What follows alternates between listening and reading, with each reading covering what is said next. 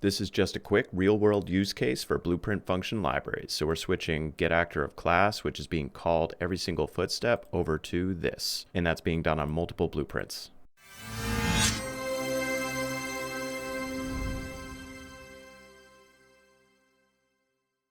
So 2 episodes ago, we set up interactive Niagara water, and it was working great, but the problem is the way I set that up is I realized it's really inefficient because every time our character takes a footstep, it's doing a getActorOfClass, adding that to an array, like making an array every single footstep, and then pushing that into this line trace by profile. And the other problem is we're doing this on multiple types of blueprints. We have our animation blueprint, on gameplay ability fire, we're doing that, and also the actual BP fireball actor. And I realized that this was a perfect situation where a blueprint function library would come in handy, because I think that's the common question. It's like, when would I create a blueprint function library versus just have a function on my character or on this actor or something like that? And the reason that a blueprint function library is so useful here is that there's different types of blueprints that have no relation to each other, of which they're all doing the same thing. And we also don't want to have to trigger this every single footstep because our WaterBodyOcean, it's not changing every single footstep. So here's what we're going to do. In our content drawer, I'm going to navigate to blueprint function libraries. We're going to create a new folder, and I'm going to call this level references. And I'll go into that. We'll create a new blueprint function library under blueprints, blueprint function library. And I'm going to call this one level reference functions. And I'm envisioning this as a common set of functions for getting references to common actors in our level. So things like the directional light, if we want to be able to change the light intensity, or the landscape, stuff like that. We're going to start with ocean here, but really you could do this for anything. So this function is going to be titled GetWaterBodyOcean. And I'm going to make this a pure function. Pure just means that we're not updating anything in this function. We're simply getting data. And making it a pure function has a performance improvement. And we need an output to this function, which is going to be our ocean reference. So I'll name this ocean reference. And that's going to be an actor reference. Come down here, select actor, object reference. So then I can make some space here, and we are just going to get actor of class. Get actor of class. And the class that we're getting is our WaterBodyOcean. WaterBodyOcean. Connect this up here. And that's all that this is doing. It's a really simple function, but by making this available on a blueprint function library, then we can easily reference it on every single actor that we've got. So back to our animation blueprint. So 2 functions that we need to update here, the footstep line trace by profile left and right. But first, before I do any updates, we have to create a new variable. So down here on the bottom left, I'm do a plus sign, and this is going to be titled our actors to ignore line trace.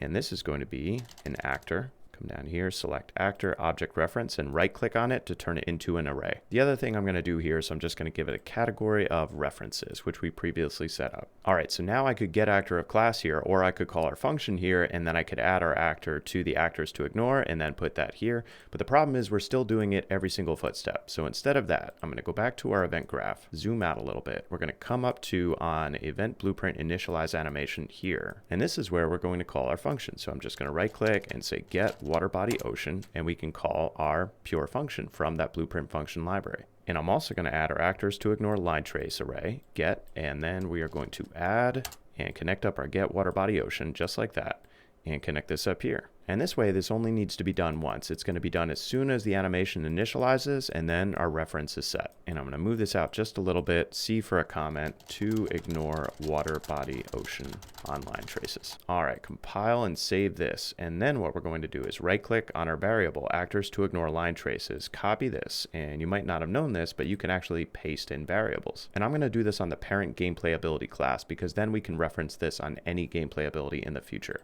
So I'm just going to select the reference category here, right click and say paste variable, and it's going to be automatically under our references here. And then I can go back to our animation blueprint, copy all of this, go back to our gameplay ability, and in our event graph do the same kind of thing where event begin play, we're just going to set that reference.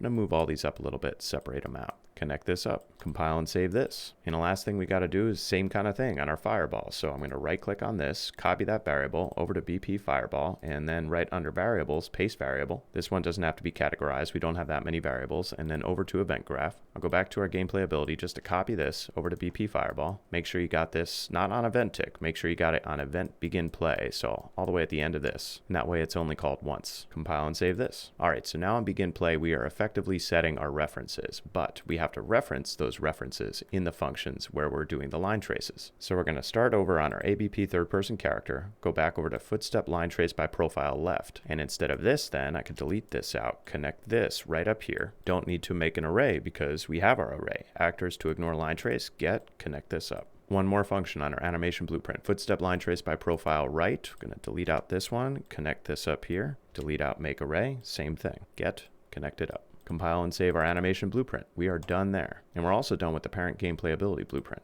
All right, gameplay ability fire on the check and update dynamic force over water function, which we set up 2 episodes ago. I'm going to delete this out. But now we don't have a reference to our variable because it's on the parent blueprint. So for that, I can just get actors to ignore, get actors to ignore line trace, connect it up just like this, move it in. And don't forget to connect this up, this true to here. Much simpler, much cleaner. Compile and save. This one's done. Same kind of thing on our BP fireball. So I'll zoom out, and that's being done here on event tick. And we also set this up 2 episodes ago. So dragging our actors to ignore line trace, get, connect it up here, delete out make array, delete out get actor of class, move this in, connect up our start, compile and save. That's all set. And we are ready to test. The one thing I would do to test, probably shouldn't have had you close out of the ABP, but that's okay. So on one of these functions, let's just do a draw debug for duration, just so we can see what it's hitting. But if you're seeing the splash effects, then you know it's working, because otherwise it was broken 2 episodes ago. All right. And I see our line traces, and everything's working appropriately. And it's a lot more performative the way we've got it here. So that concludes this really quick episode. And in our next episode, it's also going to be a pretty quick one. And that's going to be putting together these torch lights here. Because I think we can combine a lot of different things we've been doing in order to make the ultimate indoor lighting, both performance-wise and the look and feel. So obviously we're going to have a Niagara system with this, but we need also a flickering effect right there. And last but not least, a meta sound to go with it. So I hope to see you there.